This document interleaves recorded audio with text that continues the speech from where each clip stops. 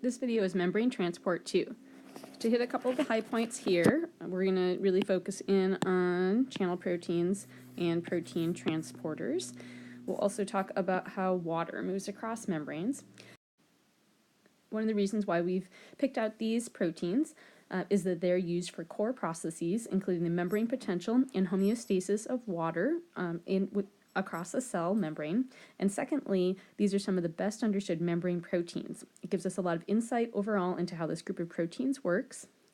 And it also allows us to, again, consider the importance of protein shape. So here we're looking at 3 different types of membrane transport proteins.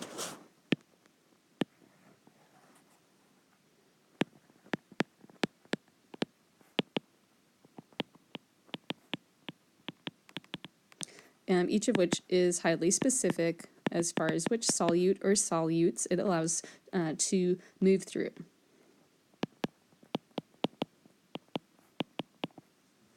And you can see that we've got our transporter protein, a channel protein, and then here's a little flashback to chapter 11. This is, as you may recall, a multi-pass transmembrane protein.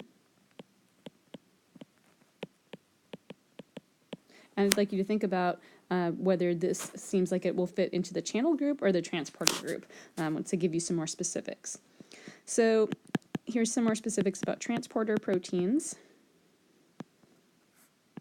or protein transporters, you can say it either way. So these can use active transport,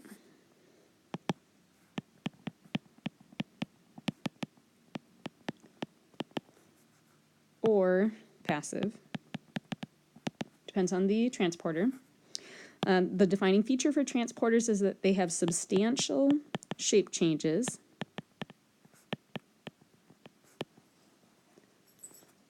as a solute moves through them.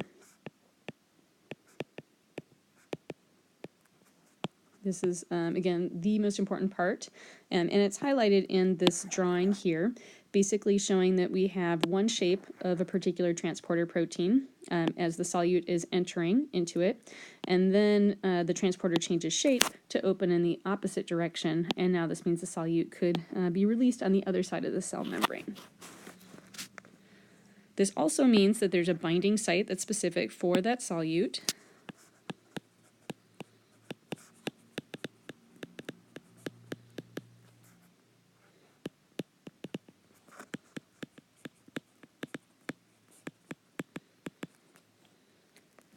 But as you may expect, this shape change is going to take some time. And so the transporters are slower than the channel proteins are. So let's talk about channel proteins. These are always passive, as far as passive transport. They are often called pores or pore proteins. And so this is to give the idea that the ions, which are typically what's going to move through them, so that the ions just kind of have this kind of free-for-all that they can move across the membrane as a pore. That's not exactly true. As we'll talk about shortly, it matters what the concentration gradient is, but the pore is implying that they are typically open. We're going to hear more about channel proteins in the future, and so I want to talk a little bit about a couple other things. So channel proteins, some of them can open and close. And this is confusing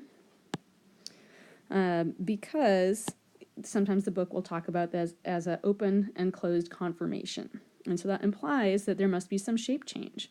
And in fact, there is some shape change. It's just not very dramatic compared to what the transporter proteins are doing. So know that for channel proteins, some of them can open and close. And these ones would have little to no shape change, especially compared to the transporter proteins. These are much faster, many orders of magnitude faster than the transporter proteins, because again, a lot of times they're just wide open, and they have this kind of free ticket. The ions have a free ticket through the channel. Or if there's a shape change, it's pretty minor, and so that would take less time than for the transporter. One more thing to talk about for the opening. So the opening's size is specific to the solute. Also, the chemical properties as far as charge would also be specific within the opening to facilitate that solute moving across it. And so now thinking about that together, take a second to think about what the multi-pass transmembrane protein sounds more like, and you can use all the information on here. You can see it says pore up here, and so that is indeed a great tip-off. So multi-pass transmembrane proteins are essentially a channel protein.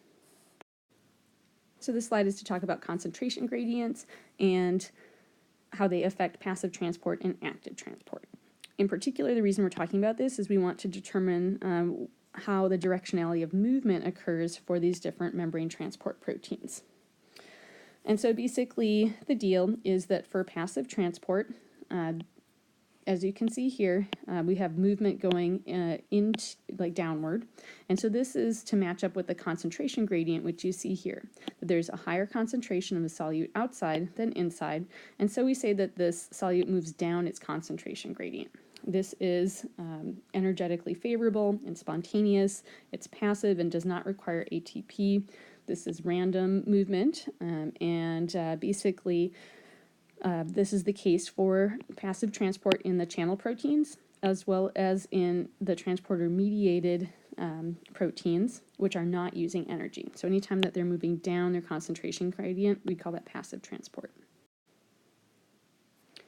So let's make a couple notes about that. So down the concentration gradient, that is passive, and that's when whatever solute we're talking about is moving from high concentration to low concentration. On the other hand, we can talk about something moving up the concentration gradient. This is not energetically favorable, and therefore it's active. And so this is when something is moving from an area of low concentration to an area of high concentration. And this takes work, in quotes, or energy to concentrate something. And although it costs money, if you will, or costs ATP for the cell to do that, then this may be something that's required for the cell to do a key process such as glucose metabolism, or possibly to build up a membrane potential such that neurons' electrical information could be transmitted.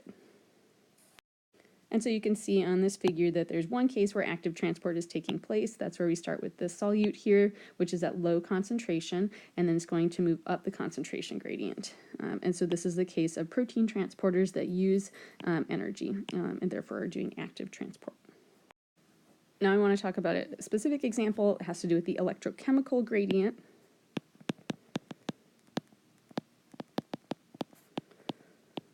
And so remember, anytime we talk about electrochemical, we're talking about ions, and so this is a very specific situation. And basically the electrochemical gradient, this is the driving force that determines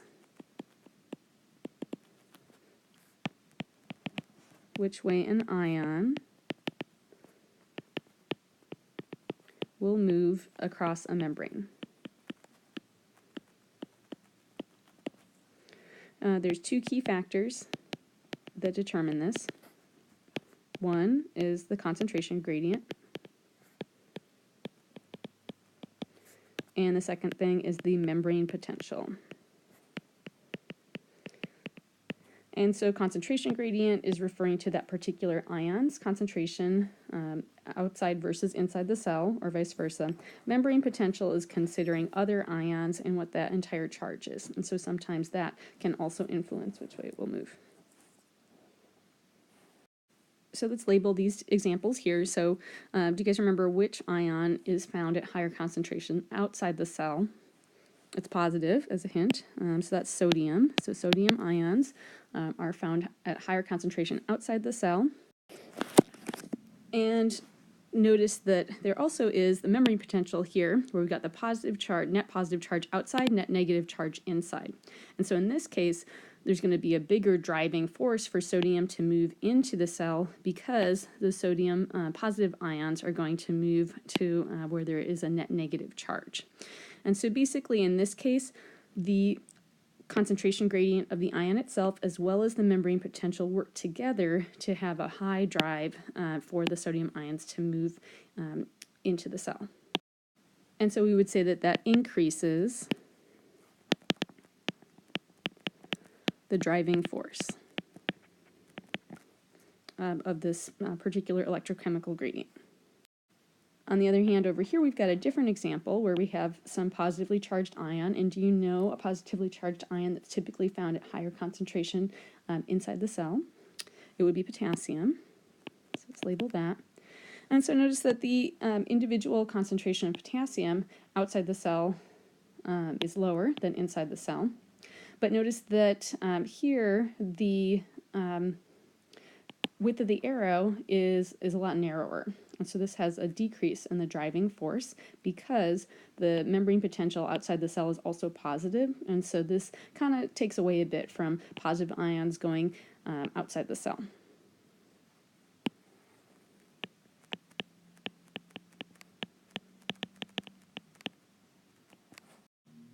And so this figure really emphasizes these two parts, the concentration gradient of the individual ion, as well as membrane potential, or they're calling it voltage.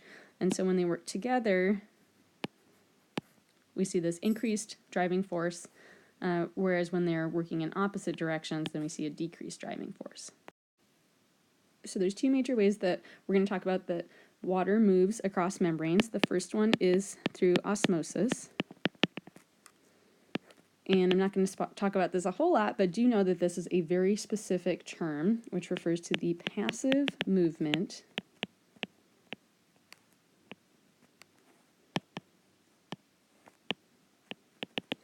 of water across a membrane. That's my dog in the background. He's a little, I guess, maybe he wants to get out and see the snow. I don't know. So it's key that it's passive, it's key that it's water, and it's key that it's across a membrane. If we're talking about some other solute that's moving across a membrane, it's not called osmosis. And if it were active movement of water, then that would also not be osmosis. And again, this would mean we're moving from a high concentration of water to a low concentration of water. And so the second way that water can move across membranes is through proteins called aquaporins.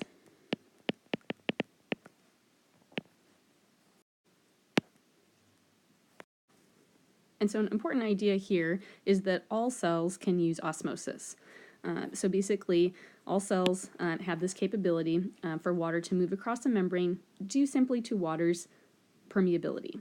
And so basically it can sneak through the areas where the phospholipids are present.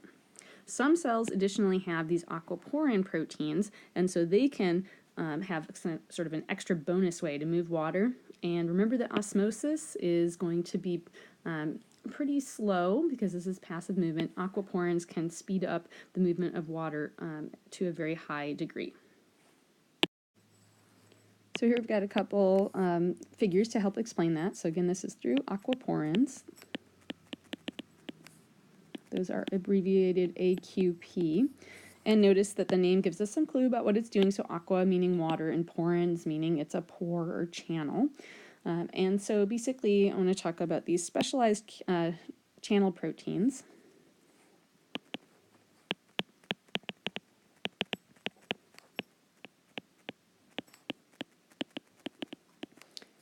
Which allow incredibly rapid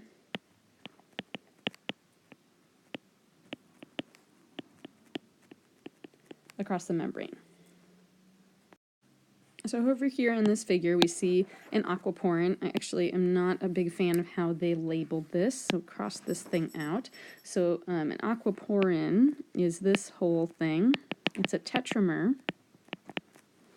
which as you recall means that there's 4 subunits of the protein, so 4 individual polypeptide chains, and they all complex together. And you'll notice that they are embedded in the plasma membrane. And basically there's a little pore or channel for water to move through each of the tetramers. So water can move through each of these channels. And to see a little more detail about what those channels look like, so we're going to take this complex and then we're going to turn it up, kind of turn it towards you about 90 degrees. So here we're looking at kind of top-down view. And so basically notice there's 1, 2, 3, 4 different channels here. There's also a little lipid molecule in the middle for fun. And basically these water channels are exactly the width of a water molecule.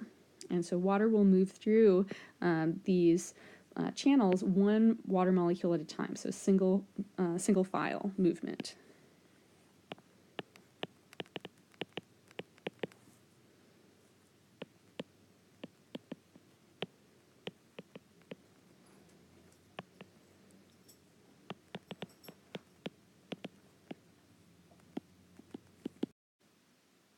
And through this, the aquaporins are increasing the membrane permeability of water. And basically, it's kind of like this process where each of these little channels can help move water through more quickly than if water were to try to just move through the phospholipid bilayer on its own.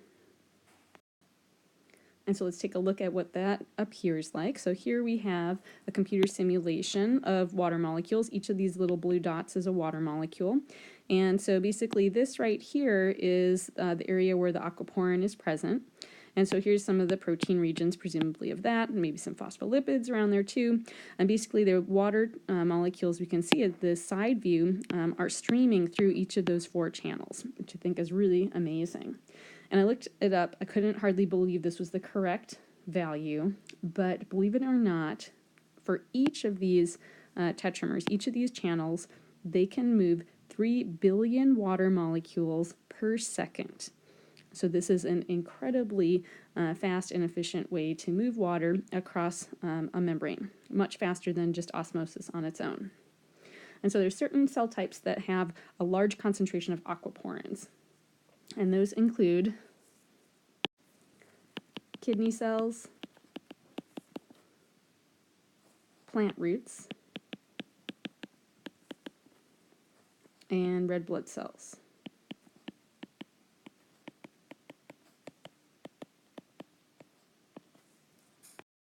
And you would not be surprised to find out, so there are some known human mutations in aquaporins, and so that causes some issues with kidney, and so with water retention in particular. To increase your understanding about water's movement across the membrane, I highly recommend going to check out this video from the Alberts Text website. This would be under Chapter 12, and it's Movie 1. The beginning part, I'm just going to warn you, it's a little slow, but it talks a lot more about aquaporins towards the end, and it's super interesting and cool.